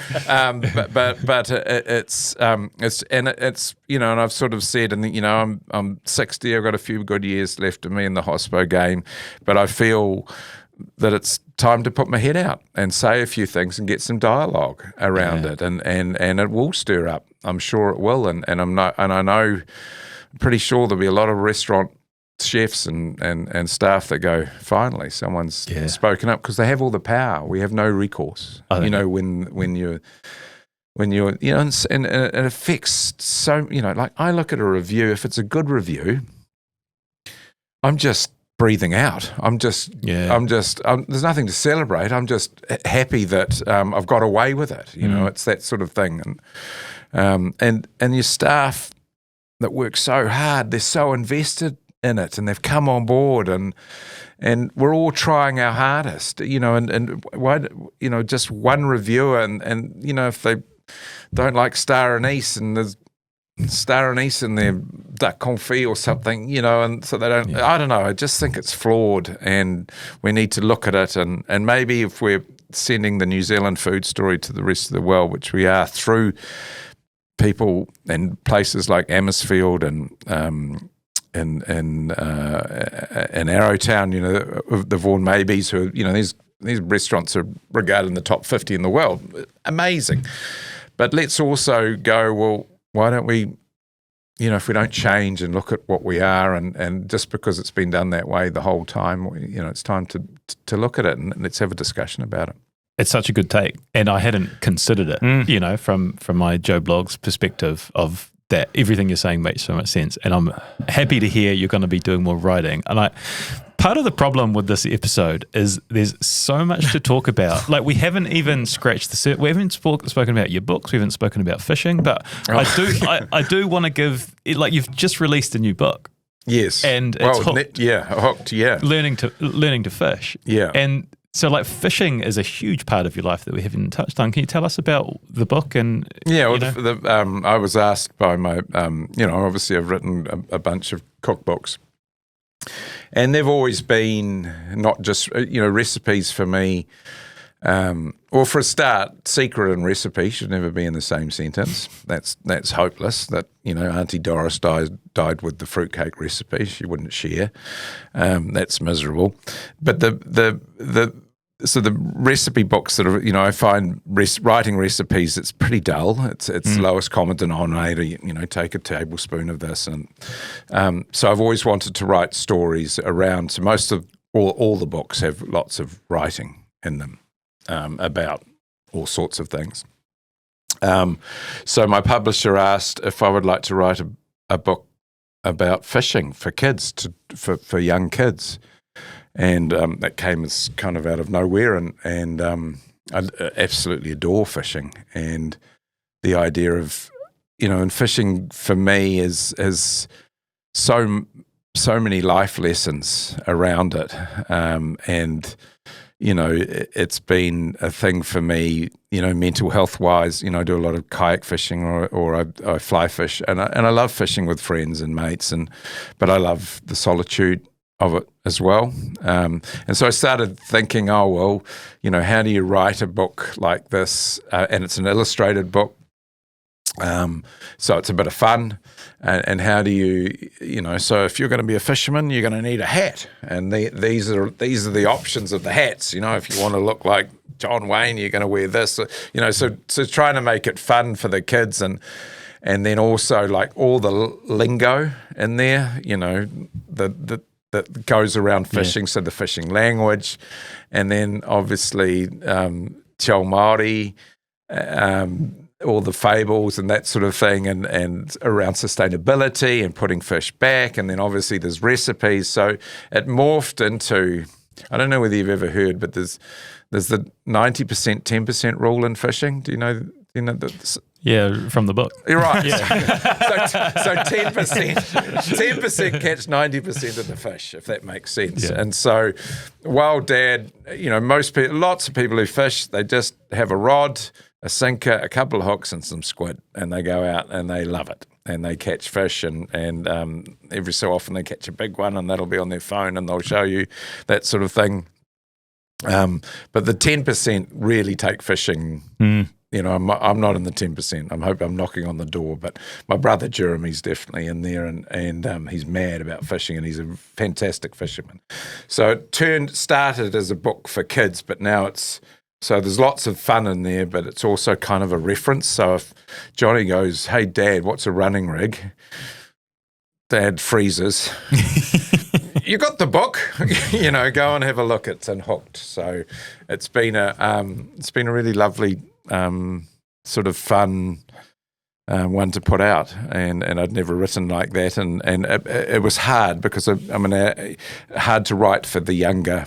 So I'd write, and then the editor would rewrite it a bit in a more friendly, younger voice, and then I'd go, no, that's too young, and so it went back and forth, and the illustrations are lovely, and so the life lessons around fishing is, I always talk about, obviously patience is a big part of it, anticipation, there's lovely, when you're going fishing or you're walking up a river, or is it the next pool, is it the change of the tide, is it different bait, is it there's so many things that keep you up, and I find fishing off a wharf for piper or sprats as much fun as towing lures for a marlin. I think it's that anticipation of, and then being out in nature, slowing down, and really looking at nature, and that is a big thing about what makes you a great fisherman, is understanding what's going on around you, and so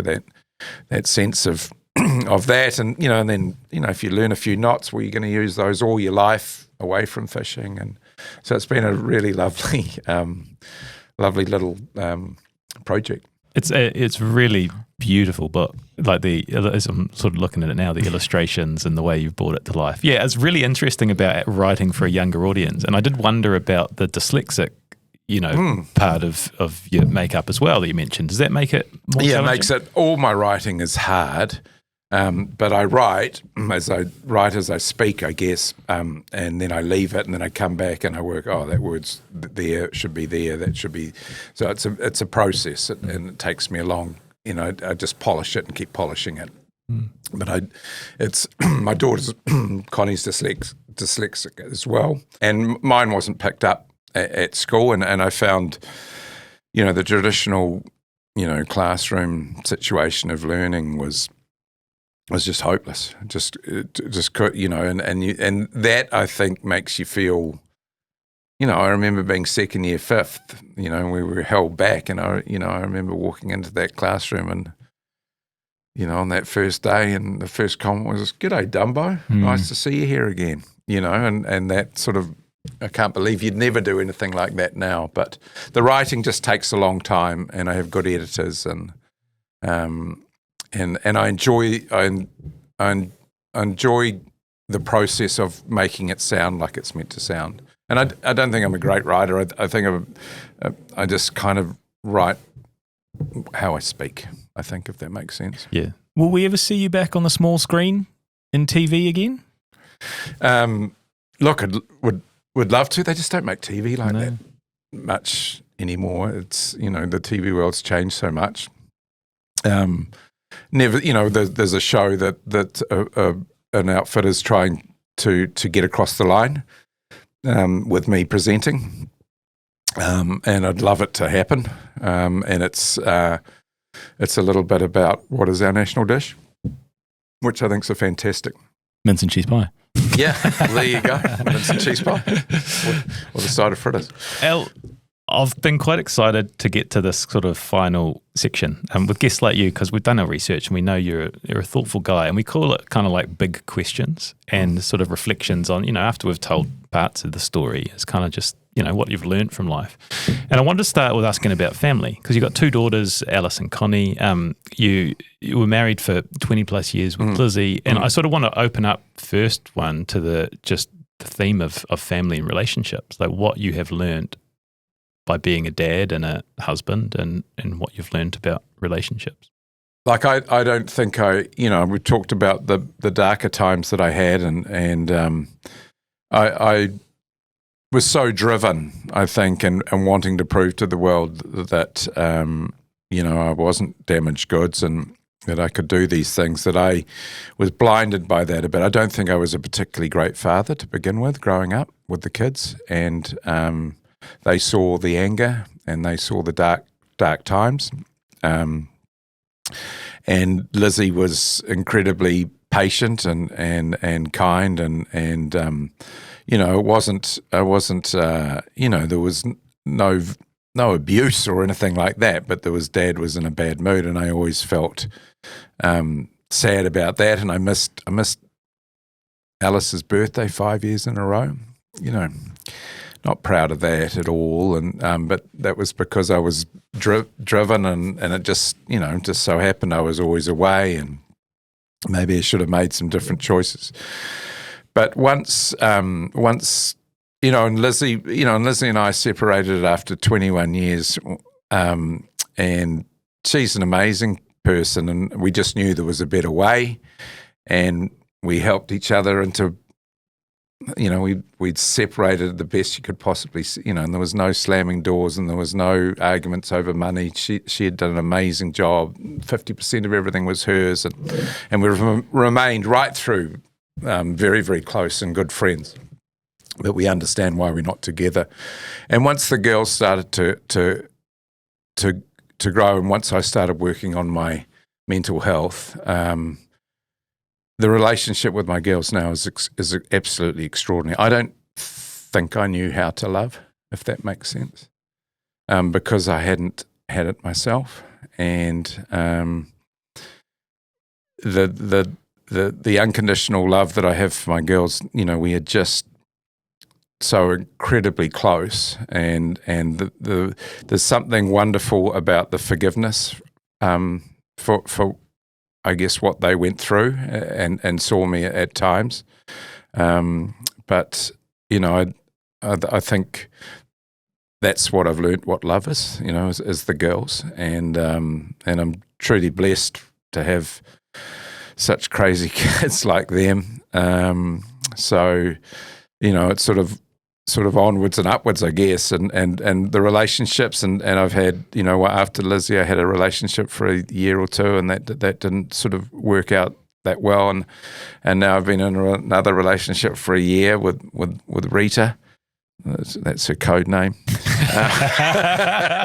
And I think what I have learned is that life makes you, that reflection of looking back, and that goes to the fishing thing as well as, time alone, time to give your thoughts space and understand and really think about, what have I learned about myself and about a relationship, and what works and what doesn't. So, I think I'm a good person, and I care about people a huge amount, and I'm just blessed to have. I had amazing experience about a month ago. My girls have grown up with Neil Young and Bob Dylan, as that's my sort of genre, that sort of thing. So that whether they liked it or not, they knew all that. And then we were at, I was in London a few months ago, and we went to Hyde Park with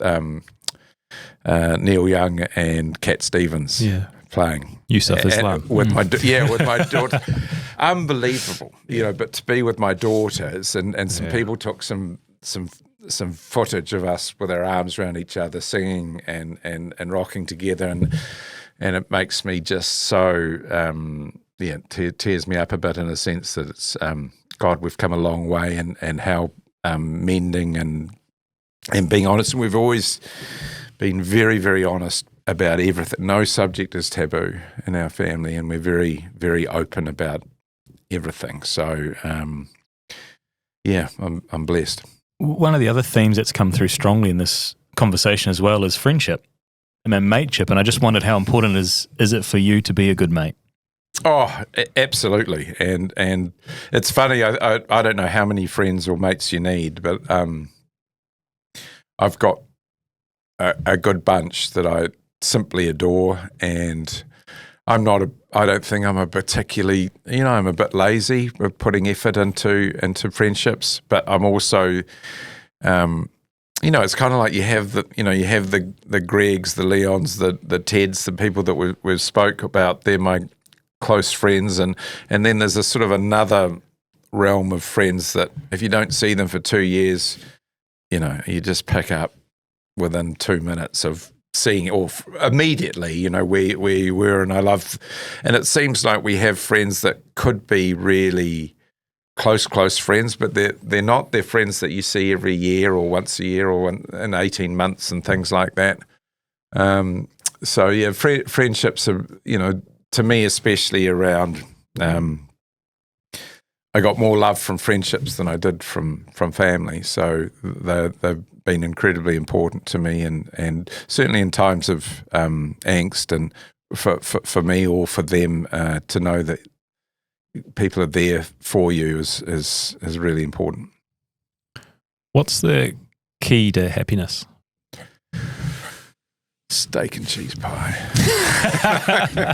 Mince and cheese, was it? Happiness. Look, I think, we talk about mindfulness and balance and all those sorts of things.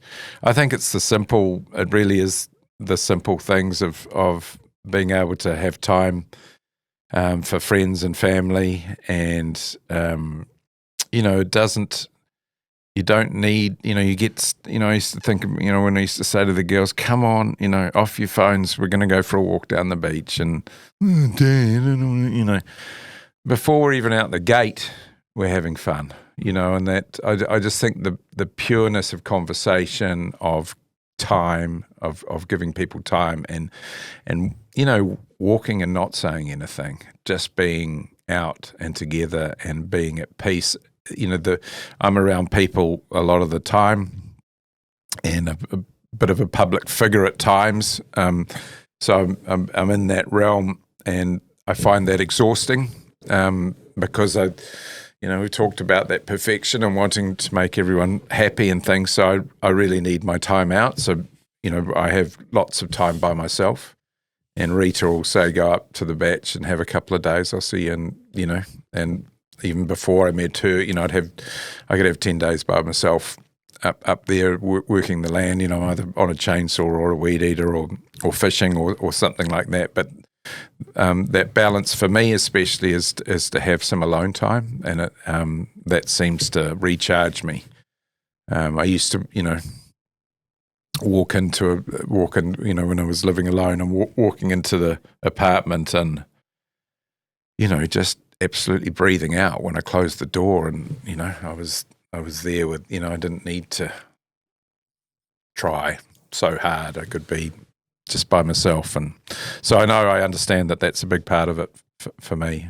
Yeah. But it's the simple things. I'm sure the value proposition of catching a sprat is the same as catching a marlin. That I relate so much to what you've said. I love my alone time, but also the being present with family. Like, I've started turning off my phone on Saturdays. And what do you think my favourite day of the week is? Yeah. Because you're just there. Yes. The kids are at such a fun age, and you're there with your wife, and you're really present. And I, for the longest time, hadn't been doing it. You've got a million things going on, and you got 20 different tabs open in your head, and then you shut that down for a day and you make that space, and then that's what it's all about. And isn't it interesting? I always sort of think about the travel that we did and the arguments with the kids and things, when we're away, and we always remember those, Dad, can you remember when you actually went off at that, or whatever. And so those angst times, while they were hard at the time, they have given you so much joy on the other side of them, to be able to recall them and laugh about them. And so even when things are tough or hard, there's a pleasure that comes from getting away, getting space between them and looking back and enjoying the moment for what it was, even if it was, you were being a complete twat. Yeah. Is there anything else you want to create? How do you think about the next 5, 10, 20 years? What are you wanting to do? Oh, look, I'd really love to. I've got this property, and I sold everything to get it. It's up in a place called Whananaki, up on the east coast. That's past the Hikorangi Bakery, and it's a piece of land, and it's on the water, and it's down a long drive. It's very, very private. You can't see anyone anywhere. And I like the idea of it's got a lovely little funny old batch on it, which is perfectly wonderful. But I'd love to build there sometime.